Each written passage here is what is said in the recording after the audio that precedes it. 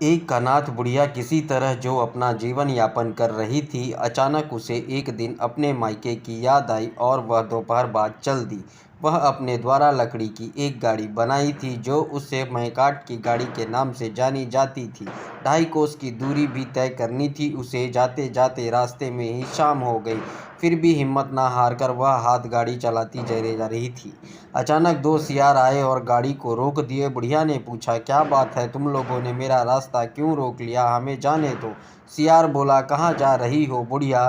तुझे तो हम लोग मार कर खाएंगे। अब कई दिन से हम लोग भूखे हैं। बुढ़िया उनकी बात सुनकर दंग रह गई, फिर भी बड़ी चालाकी से उन्हें समझाई और वे मान गए। हुआ यूं कि बुढ़िया बोली, देखो मेरे आगे पीछे कोई नहीं है।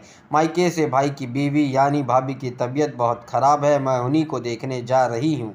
ऐसा करो कि आज मुझे जाने दो, कल लौट के मैं समय पुनः रास्ते में आऊँगी और तुम मुझे मार कर खा जाना। सियार मान गए उस बुढ़िया की बात और उसे जाने दिया। रात में घर पहुंचकर जब सारी बातें वह अपनी भाभी से बताई तो भाभी ने उसे एक तरकीब बचाई।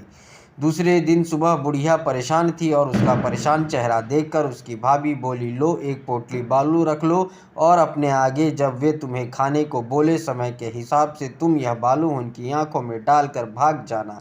बुढ़िया की भी बातें समझ में आ गई और वह वहां से चल दी। इधर सियार लोग बड़ी बेसब्री से उसका इंतजार कर ही रहे थे कि बुढ़िया आकर उनके सामने गाड़ी रोक दी। सियार बड़े प्रसन्न थे।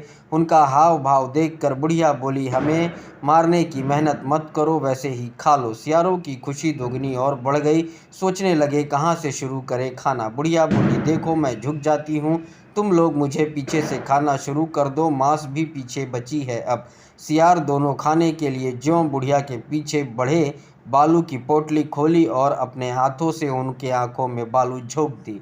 सियार बालू से चौंधियाने लगे और बुढ़िया वहां से अपनी जान बचाकर भाग गई। इस तरह बुढ़िया दूसरे की परामर्श और अपनी सूझबूझ के द्वारा इस परेशानी से छुटकारा पा गई और उसकी जान भी बच गई। दोस्तों, हमारे चैनल पे कहानी सुनने के लिए चैनल को लाइक करें और सब्सक्राइब करें।